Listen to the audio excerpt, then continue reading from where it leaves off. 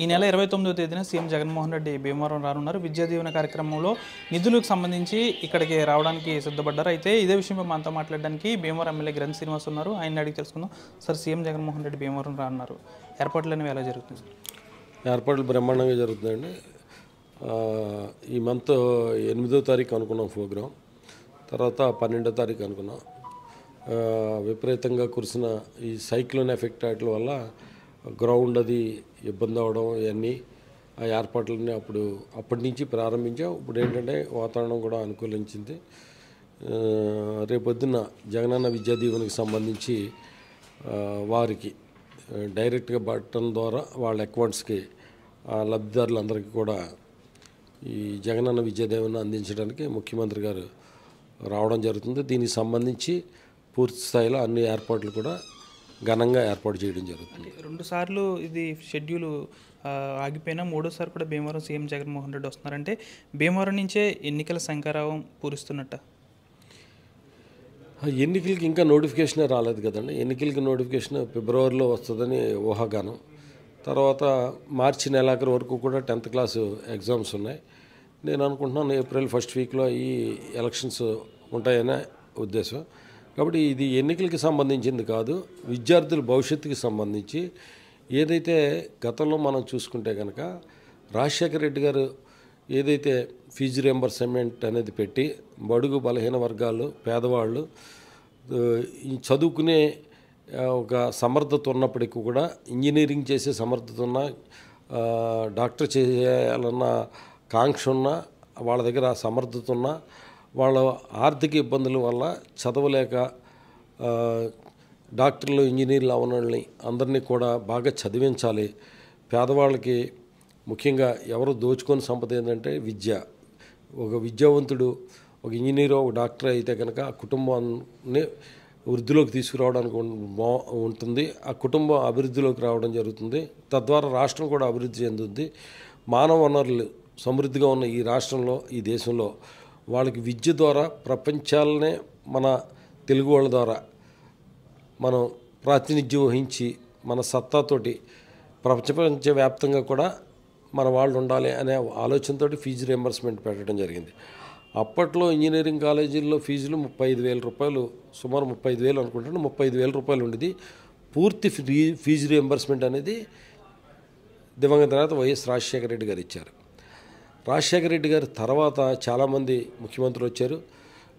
తర్వాత చంద్రబాబు నాయుడు గారు కూడా ఒక 5 సంవత్సరాలు ముఖ్యమంత్రిగా చేశారు. చంద్రబాబు నాయుడు గారు అనేది ప్రభుత్వ విద్యా విధానాన్ని, ప్రభుత్వ పాఠశాలను కానీ కాలేజీలను కానీ అన్నింటినీ కూడా వాటికి తిలోదకాలు ఇచ్చి ప్రైవేటు విద్యా సంస్థలు ప్రైవేటీకరణకి ఎక్కువగా ప్రాముఖ్యతనిచ్చి ప్రభుత్వ విద్యా సంస్థని ప్రభుత్వ బాధ్యతల నుంచి ఆయన తప్పుకోవడం వల్ల ఇంజనీరింగ్ కాలేజీల్లో 35,000 రూపాయలు ఉన్న ఫీజు అది ఇచ్చి సుమారు 1,20,000 రూపాయల దాకా ఫీజులు వెళ్ళిపోయినాయి. కానీ ఆయన ఇచ్చిన ఫీజు రియంబర్స్మెంట్ 35,000 ఇవ్వడం జరిగింది.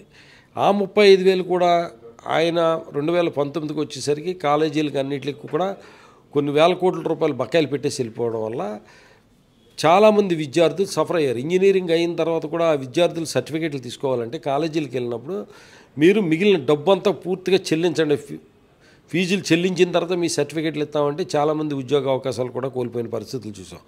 కానీ అదే మన ప్రీతం ముఖ్యమంత్రి జగన్మోహన్ రెడ్డి గారు వచ్చిన తర్వాత ఆకాశాన్ని అందుకున్న ఫీజులన్నీ కూడా సుమారు 70,000-75,000కి తగ్గించడమే కాకుండా పూర్తి ఫీజు రియంబర్స్మెంట్ కూడా ఇవ్వడం జరుగుతుంది.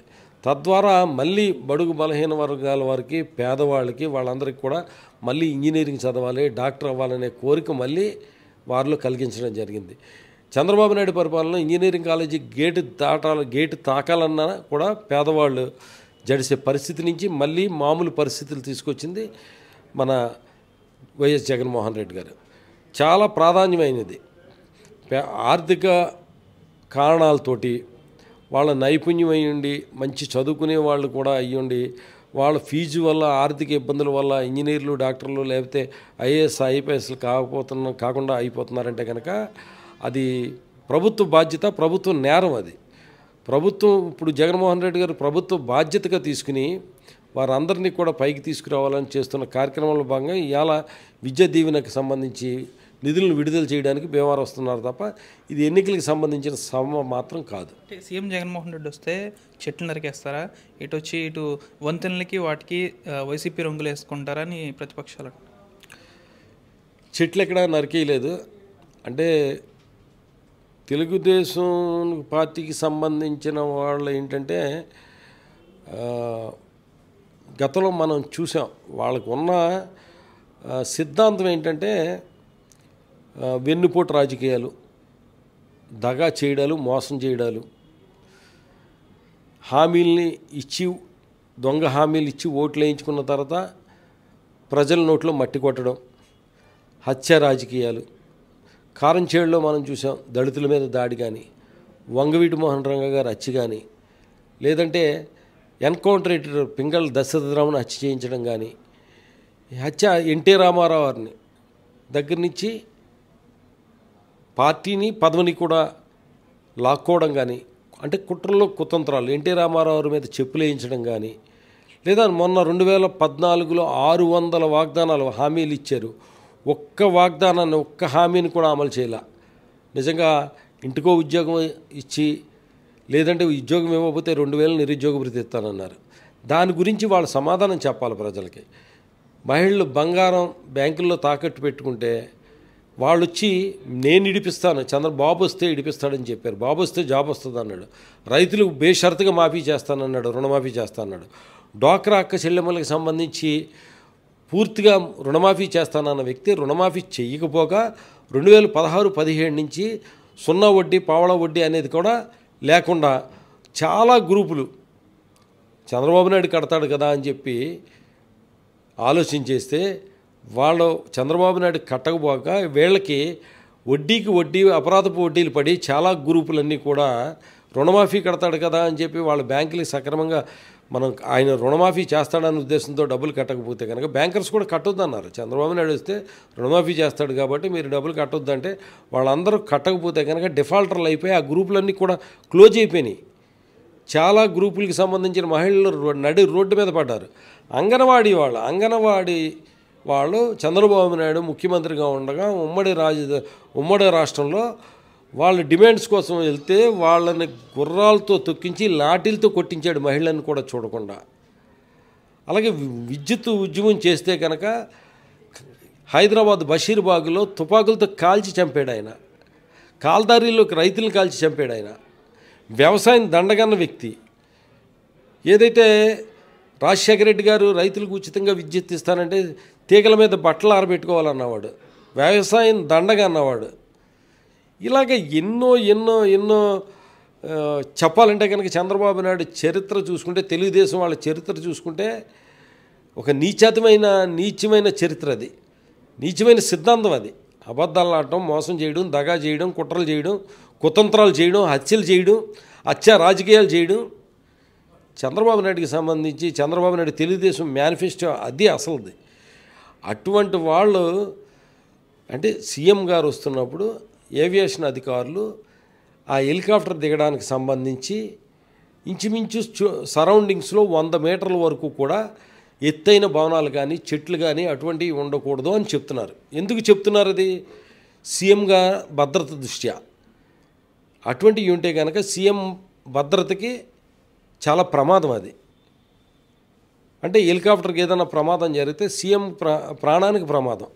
కాబట్టి ఏవియేషన్ అధికారులు సూచనల మేరకు ఏదైతే ఇప్పుడు మనం హెలిప్యాడ్ పెట్టుకున్నామో దానికి సంబంధించి దగ్గరలో ఉన్న చెట్లకి సంబంధించి రొమ్మలో ట్రిమ్ చేయడం జరిగింది. చెట్లు కొట్టేలా వాళ్ళకి కళ్ళు కూడా సరిగ్గా కనపడతల్లా.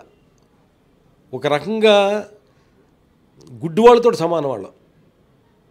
వాళ్ళకి చెట్లకి ట్రిమ్ చేసిన దీనికి చెట్లు కొట్టిన దానికి కూడా తేడా తెలియటం లేదంటే వీళ్ళు అసలు ఇంక ఈ రాష్ట్రంలో ప్రజలకి మళ్ళీ ఎన్నికల ఓటు అడుగుతానికి వస్తున్నారంటే వాళ్ళు అసలు ముందు ఈ చేసిన తప్పులన్నీ ప్రజల దగ్గర ఒప్పుకుని క్షమాపణ చెప్పి ఓటు అడిగితే బాగుంటుంది.